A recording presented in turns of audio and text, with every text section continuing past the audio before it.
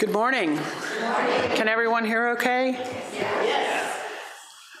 I was thinking when I drove to church this morning, I pass at least 4 churches on my way. And every Sunday, I just notice all the cars in the parking lot, and I think about all the people, and so glad to be coming here where we gather together. We welcome you to Bay Area Unitarian Universalist Church. Today, I'm going to share my personal journey with you. Our opening words. This is a congregation that gathers in faith, not faith in one religion or one God or any one way. We gather in faith of the power of diversity, the power of love, and the hope of a world transformed by our care. We gather in faith in ourselves and those around us, not a faith that requires perfection or rightness in one another. Rather, a faith that in our shared imperfection we may learn to stumble and fall together. Faith that we will help one another to rise and to try again and again. We are Unitarian Universalists. Our opening song this morning is number 300, With Heart and Mind. I believe the words will be on the wall there. So please stand in body or spirit and join in singing together.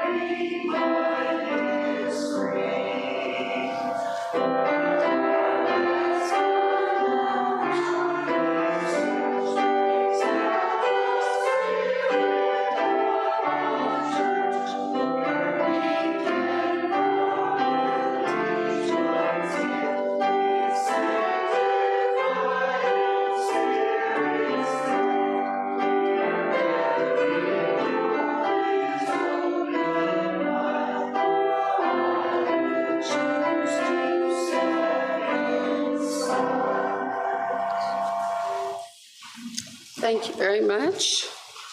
What a perfect song. I was reading, singing, and looking at the words and thinking, oh my gosh, that's perfect. Good morning. Good morning. My name is Lynn Young, and this morning we will be doing the chalice lighting, and Rusty Cockrell will be lighting the chalice. And we have some new people here. Wonderful. There we go.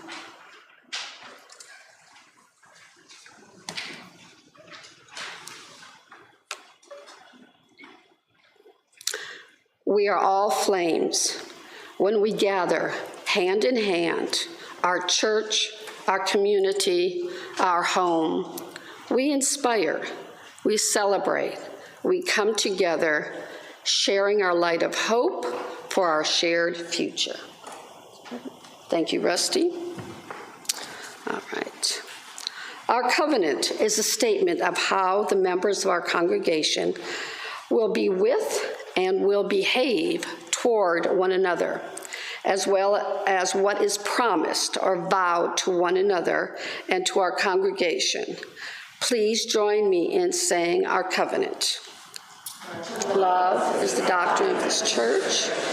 Thus is the sacrament and service is its prayer, to dwell together in peace, to speak knowledge in freedom, to serve humanity in brotherhood. Thus do we covenant with one another. Thank you. Our first reading today is from a book by a Unitarian minister, Paul Razor, called Faith Without Certainty. He writes, "Religious liberalism often involves a willingness to affirm faith without certainty. This is not the same as faith without conviction. It does not mean that religious liberals tend to hold faith claims with a certain tentativeness. It does mean that we do. This is partly the result of a liberal mindset that is always testing and second-guessing itself. It also reflects the liberal commitment to open-ended inquiry and realization that truth is not given once and for all time. This same tendency can produce personal belief systems or theologies articulated in generalized ideals, perhaps sincerely felt, but often without a deep grounding or much specific content. Another tension can surface when religious liberals feel a need for spiritual depth, but find themselves reluctant to engage in the kinds of sustained spiritual practices that could provide it. Practices such as prayer and meditation on Scripture may carry the negative weight of now rejected childhood religious practices, or they may be narrowly conceived as in supernaturalistic terms or smack of pietistic and emotion-laden traditions that rational-minded liberals find uncomfortable. Of course, spiritual depth may be found in many places, from nature to music to long-distance running, and many liberals and others find fulfillment along these spiritual paths. But if these practices are to become deep spiritual resources, they require discipline and regular practice. Liberals can fall too easily into the trap of thinking that the rational and the spiritual are opposing poles rather than mutually reinforcing parts of our human condition.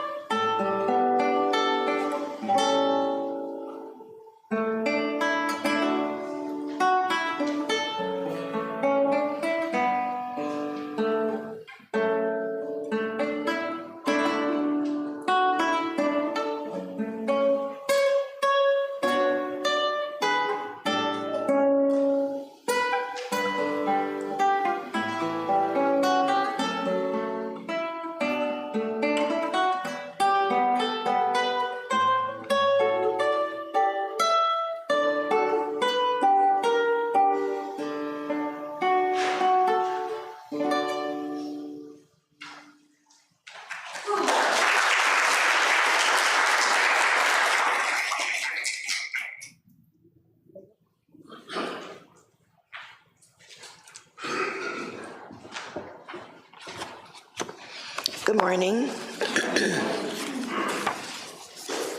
The story for all ages today is titled An Angel for Solomon Singer by Cynthia Rylant. Solomon Singer lived in a hotel for men near the corner of Columbus Avenue and 85th Street in New York City, and he did not like it. The hotel had none of the things he loved. His room had no balcony, and he dreamed of beautiful balconies. It had no fireplace, and he knew he would surely think better sitting before a fireplace. It had no porch swing for napping and no picture window for watching the birds. He could not have a cat. He could not have a dog. He could not even paint his walls a different color. And oh, what a difference a yellow wall or a purple wall would have made. It's important to love where you live. And Solomon Singer loved where he lived, not at all. And it was this that drove him out into the street each night. It was dreams of balconies and purple walls that took him to the street. Solomon Singer wandered. He was a wanderer by nature anyway.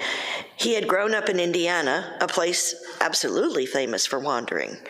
So much of Indiana was mixed into his blood that even now, 50-odd years later, he could not give up being a boy in Indiana. And at night he journeyed the streets, wishing that they were fields, and gazed at the lighted windows, wishing they were stars, and listened to the voices of all who passed, wishing for the conversations of crickets. Solomon Singer was lonely, and he had no one to love, and not even a place to love, and this was hard for him. He didn't feel happy as he wandered. One evening, somewhere between Columbus Avenue and Central Park West, Solomon Singer wandered into a small restaurant called the Westway Cafe. He liked the name. He was from the Midwest, and he liked to imagine he was each day making his way west, and that someday he would again be west, and so the name meant something to him. He opened up the plastic menu before him, and there he read these words: "The Westway Cafe, where all your dreams come true." The menu told him how much hamburgers and bowls of soup and pieces of pie and other things cost, but it didn't put a price on dreams. A voice quiet like Indiana pines in November said, "Good evening, sir." And Solomon Singer looked up into a pair of brown eyes that were lined at the corners from a life of smiling. Solomon Singer smiled back at the waiter and ordered a bowl of tomato soup, a cup of coffee, and a balcony, but he didn't say the balcony out loud. The tomato soup was delicious, and he even got a second cup of coffee free, and the smiling waiter told Solomon Singer to come back again, and so he did the very next night. He ordered 2 biscuits, some bacon, and a large glass of grapefruit juice, and a fireplace. But he didn't say the fireplace out loud. The smiling-eyed waiter was glad to see him, glad to have him, and told him, "Come back again." And Solomon Singer did the very next night. And for many, many nights, Solomon Singer made his way west, carrying a dream in his head, each night ordering it up with his supper. And when he reached the end of his list of dreams, the end was a purple wall. He simply started all over again and ordered up a balcony, but he didn't say the balcony out loud. And slowly and quietly with time, something happened. On Solomon Singer's walks each night to the Westway Cafe, the streets began to move before him like fields of wheat, and he thought it beautiful. And the lights in the building twinkled and shined like stars, and he thought it lovely. And the voices of all who passed sounded like the conversations of friendly crickets, and he felt friendly towards them. Rounding the corner off Columbus Avenue, seeing the lighted window of the Westway Cafe, Solomon Singer felt as he had as a boy, rounding the bend in Indiana, and seeing the yellow lights of the house where he lived. Walking into the Westway Cafe, he felt at home, as he had in Indiana, and the smiling waiter greeted him as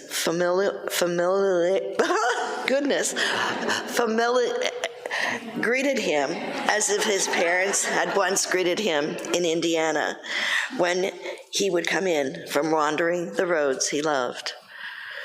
The waiter's name, it turned out, was Angel. Solomon Singer went to the Westway Cafe every night for dinner that first year, and he dines there still. He hasn't given up carrying a dream in his head each time he goes, and one of his dreams has even come true. He has sneaked a cat into his hotel room. Solomon Singer has found a place he loves, and he doesn't feel lonely anymore. And if you ever are near the Westway Cafe, wishing instead you were in a field of conversational crickets beneath the shining stars, go inside, and Angel will take your order, and Solomon Singer will smile and make you feel that you are at home.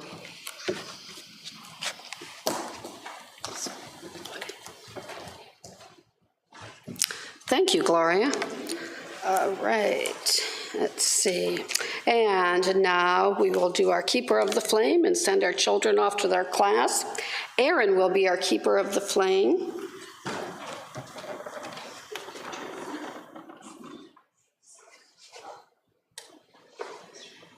We pass this flame of religious freedom from generation to generation.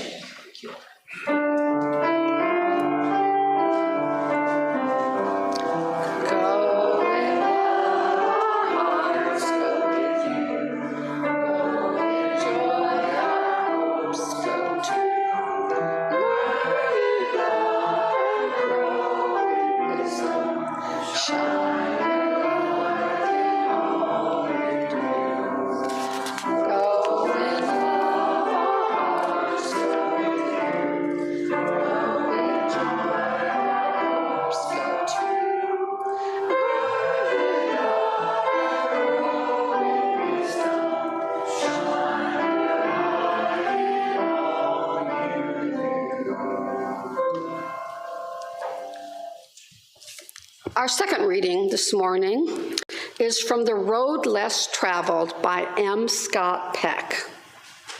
As human beings grow in discipline and love and life experience, their understanding of the world and their place in it naturally grows apace. Conversely, as people fail to grow in discipline, love, and life experience, so does their understanding fail to grow. Consequently, among the members of the human race, there exists an extraordinary variability in the breadth and sophistication of our understanding of what life is all about. This understanding is our religion. Since everyone has some understanding, some worldview, no matter how limited or primitive or inaccurate, everyone has a religion. This fact, not widely recognized, is of the utmost importance. Everyone has a religion. We suffer, I believe, from a tendency to define religion too narrowly. We tend to think that religion must include a belief in God or some ritualistic practice or membership in a worshiping group. We are likely to say of someone who does not attend church or believe in a superior being, he or she is not religious. I have heard scholars say such things as Buddhism is not really a religion, or Unitarians have excluded religion from their faith, or mysticism is more a philosophy than a religion. We tend to view religion as something monolithic, cut out of whole cloth, and then, with simplistic concept, we are puzzled as to how two very different people can both call themselves Christians or Jews, or how an atheist might have a more highly developed sense of Christian morality than a Catholic who routinely attends Mass. that it? Okay. Thought there was more.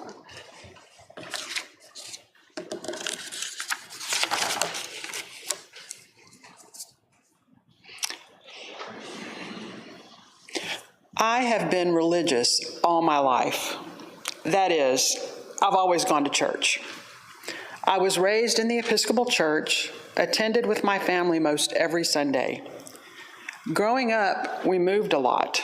I went to a new school every year until I was in the 6th grade. Each time we moved, my parents went to a new, I went to a new school there, okay. Each time we moved, my parents found a church to attend. They were always involved, vestry, altar guild, every time we moved. They found a church to attend, and it's where they found friends. When I look back, it was like a common thread through moves from city to city. Once we settled in Houston, I was old enough to serve as an acolyte, the first female acolyte, I may add, and was active in the youth group. I loved the ritual and the music on Sunday morning. It became home for me. It's where my friends were. I never questioned anything. And then came 1978.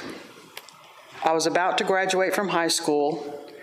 Suddenly, there were new members of our church who were very vocal about their love for Jesus. They waved their hands in the air during the service. My parents called them charismatics. Some in my youth group claimed they felt the Spirit. I had no idea what they were talking about. Suddenly, I was lost. I didn't feel like I belonged. So when I went away to college, I hoped I would find a church to go to, but I was afraid. I was afraid I would run into the charismatics and not feel I belonged. So I never went back. I was sad about it, but as I began my studies in sociology, my mind was opened. I found there wasn't just one way to be religious, and it may not even involve going to church at all. I read The Elementary Forms of the Religious Life, written by sociologist Emile Durkheim in 1912. According to Amazon Books, he investigates what he considered to be the simplest form of documented religion, totemism among the Aborigines of Australia. For Durkheim, studying Aboriginal religion was a way to yield an understanding of the religious nature of man by showing us an essential and permanent aspect of humanity. The need and capacity of men and women to relate to one another socially lies at the heart of Durkheim's exploration, in which religion embodies the beliefs that shape our moral universe. This began my journey, not for a church, but for what it means to be a religious person. I read other books, including The Road Less Traveled, which Lynn read from earlier. I actually attended a lecture by him and got my book signed. My search to understand the religious life continued through my 20s. I never went back to church until the early 90s when a friend invited me to attend First Unitarian Universalist Church of Austin. I loved it. It felt like home. The minister preached about the here and now. The music was beautiful. It had all of what I loved about church and more. I eventually joined, but never got too involved. It was really too far away from where I lived. When I got antsy about living and working in Austin and wanted a change, I began looking for work and made sure wherever I was looking, there was a UU church. I knew I could find a home there. My family still lived in Houston, and my dad was sick, so I wanted to be close. Eventually, I was offered a job at UTMB. I accepted and moved to Galveston. There was a UU fellowship there. I joined immediately. It was a lay-led congregation, but they always had great speakers. I set about to learn all I could about Unitarian Universalism. I attended programs offered through the Southwestern Conference, which is now the Southern Region, and attended General Assembly several times. I also attended the Dwight Brown Leadership Experience. I did my best to bring what I learned back to the fellowship. I served on the board and was active in planning Sunday services. I enjoyed planning services and sharing what I was learning. I preached many times. It helped me work out what I was thinking about on my journey. The congregation was very supportive. I learned about small group ministry and eventually started a group. I made friends. I was involved in calling a part-time minister, which didn't last very long. Not everyone wanted what I wanted. Eventually, I burned out and felt lost again. I began searching for a new church home, and I actually considered going back to the Episcopal Church, but I just couldn't let go of Unitarian Universalism. So here I am at Bay Area Unitarian Universalist Church. When I joined, I was tired. I just wanted to come to church on Sunday, be fed, and you supported me. I joined a spirit circle and eventually led a couple of times. I served on the board, I became a greeter, and I joined the choir. But sometimes I feel there's something missing for me. Coming to church on Sunday and being involved is not all there is. Preparing for this talk took me back. When I was at the Galveston Fellowship, I began to work out my understanding of the religious life, faith, and what it means to be a UU in several sermons. It's been interesting to read back over all of those. I was inspired mostly during the times I went to General Assembly. Every time I went, I learned something new. But I found I've not been so consistent with applying what I learned. Preparing this talk has allowed me to take a second look at what has inspired me, and I found new meaning in those things. So I'd like to share with you the highlights of part of my journey. I'm glad to become reacquainted with them. In 2005, I attended my first General Assembly in Fort Worth. 2 sessions stood out and still do today. The first was by the UU minister Paul Razor, which we read from earlier, who discussed his book, Faith Without Certainty. He wrote that liberal theology is characterized by the belief that human religiousness should be understood from the perspective of modern knowledge and experience, and that there is inherent tension from a deep commitment to individual freedom and a longing for greater community. As we heard in the first reading, another tension can surface when religious liberals feel a need for spiritual depth but find themselves reluctant to engage in the kinds of sustained practices that could provide it. The second was from the Reverend Laurel Hallman, who at that time was the minister at First UU Church of Dallas. She spoke about the emptiness she has seen in many of her congregants.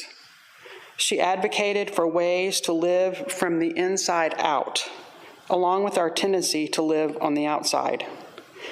She believed our faith is about both the individual and the community, and suggests ways to cultivate the inside, to develop practices which nourish the spirit. She began talking about the common structure of some of the world's religions. There are 3 things they each have, she said. First, they recognize a wise archetypal figure.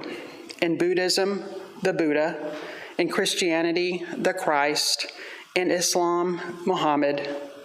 She goes on to describe the second aspect as being the teachings and language of the religion, how to live out the principles of the faith in everyday life. In Buddhism, it is the Dharma, the words and teachings of the Buddha. In Christianity, the Old and New Testament, and in Islam, the Quran. The third aspect is the importance of community.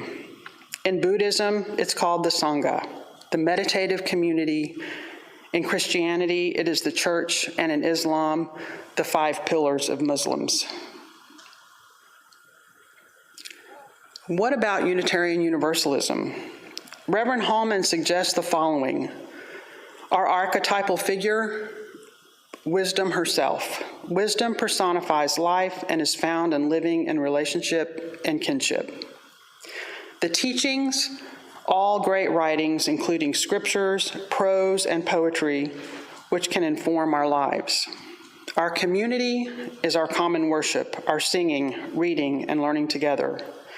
It is where we experience love and justice. She suggests a UU spiritual practice. First, find a teacher. They're all around you. Decide what you want to learn and then look for someone to teach you. Spend time talking to them. Be a teacher. Your experience can help someone else. She cautions, be sure to listen. Take time to be alone every day, really alone. Be open to what is. No ruminating. This practice can open your heart. Find a group that has a discipline, a group that listens to you and reminds you who you are. For her, it is a discernment group, a small group of 4 people who meet regularly. Each person takes 15 minutes to talk about their journey. Silence is a regular part of the group before and after each person speaks. Then they ask questions. No discussion or problem solving. Then they pray. Nothing to do with theology, just being together. Could be silent or something an individual suggests. Find wisdom words. Memorize them. She suggests memorizing a poem that speaks to your heart. Ingest the words and learn them by heart. The words will come to you when you need them. They will comfort you. Keep a journal. Write or draw so that you can go back and see the current in your life. Live generously. Look at your budget and give some away. It's a spiritual practice. Live justly, but don't expect perfection. It is a reminder, a challenge. Live inside out.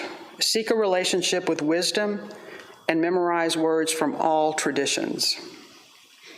I've intermittently practiced some of these things, but have mostly looked on the outside for answers. I tend to stay in my head. I am reminded that when I have practiced living from the inside out, I'm more content and more connected to others. This, I think, is the religious life I seek. I can see my past as a learning experience rather than having regrets. I'd like to close with the words of Lamott from her book, Traveling Mercies. She describes her coming to faith as a series of staggers from what seemed like one safe place to another. Like lily pads, round and green, these places summoned and then held me up while I grew. Each prepared me for the next leaf on which I would land, and in this way, I moved across the swamp of doubt and fear. May we all continue to find safe spaces in which to grow. May it be so. Amen. Now I'd like to invite you to join me in a guided meditation. If you get comfortable and close your eyes if you'd like to. And let's take a couple of deep breaths.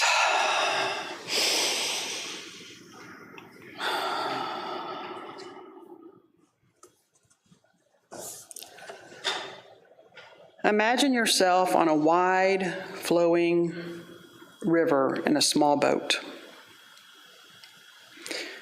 You are one little speck of being in a wide expanse of water, bordered by rocky cliffs, towering trees, and bright blue skies.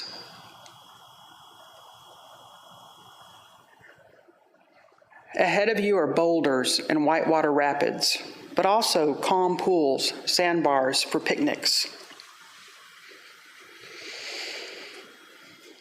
Around you, other little specks of being, each one a person isolated in their own small boat, just like you.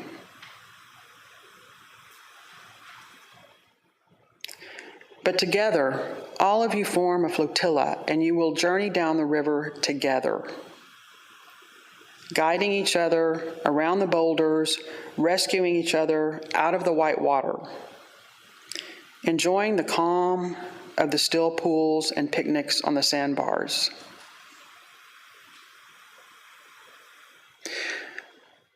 May your journey through life be the same, surrounded by friends and loved ones who will sustain you through the hard times and rejoice with you in the good times until you reach the shore.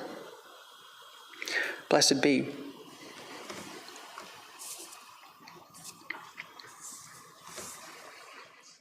Now is the time we light candles of community. You are invited to come forward and light a candle to honor a joy, sorrow, or concern. If you would like to have a candle brought to you, please raise your hand and we'll bring one to you.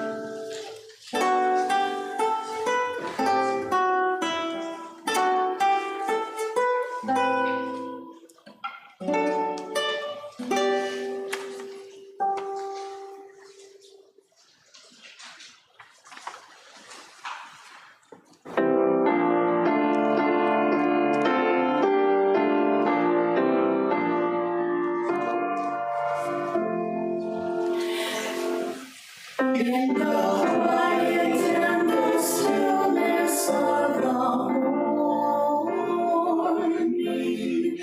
in the quiet and the stillness of the day,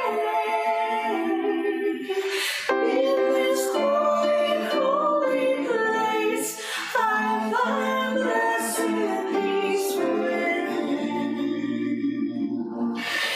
In the quiet and the stillness of the morning.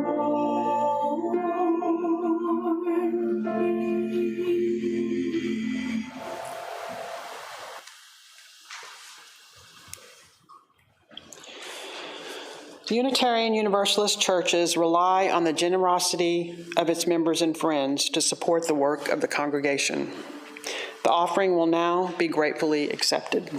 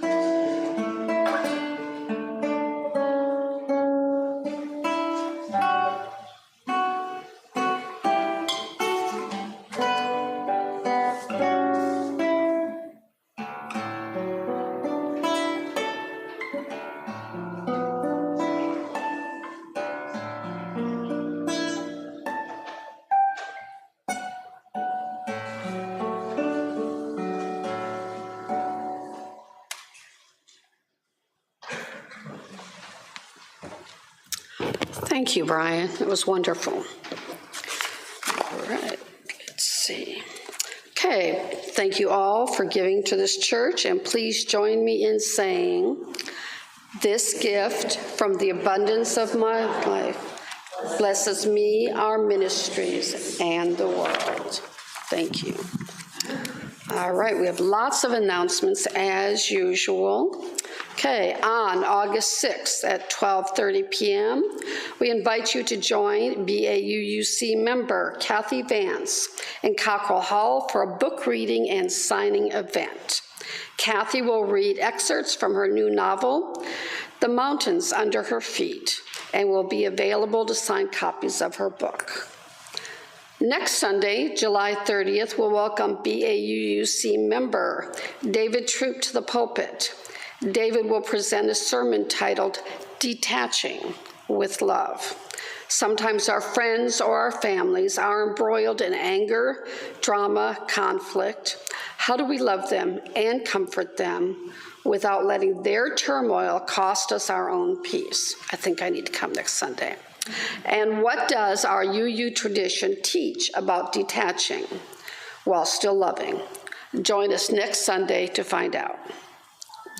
Also next Sunday, July 30th, the Service and Justice Ministry team invites you to stay after the service for a movie screening in the sanctuary. It's right here. We'll be watching American Hospitals Healing a Broken System. This documentary points out what's broken with the healthcare system and explores how it can be fixed. A light lunch will be served before the movie. The plan is to grab a sandwich and then a seat and watch the film. After the film, we'll have a brief discussion. We hope to see you there. After today's service, we invite you to join us in Cockrell Hall for coffee and fellowship. Everyone is invited to mingle over beverages and snacks post-worship. Also this afternoon, we will be having a PFLAG meeting, parents, family, and friends of lesbians and gays, and all of those who are interested or would like to learn some more about this group of people, please join us. And finally, if you're not on our mailing list, you can sign up on our website at bauuc.org. We send out an email of weekly briefs every Tuesday that contain all of these and many other activities that are happening in our church. And there's lots happening. Thank you. Please rise, embody your spirit for our closing song. Number 391, Voice Still and Small.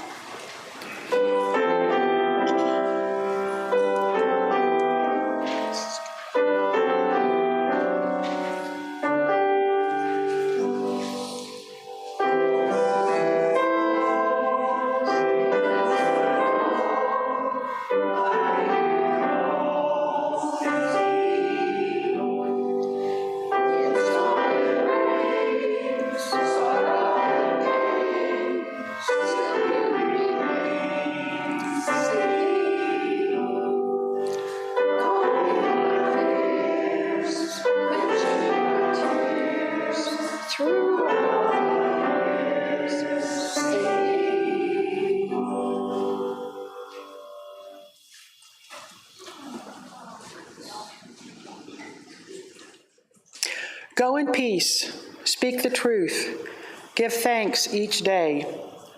Respect the earth and her creatures, for they are alive like you. Care for your body, it's a wondrous gift. Live simply, be of service. Be guided by your faith and not your fear. Go lightly on your path, walk in a sacred manner. Amen. Go in peace.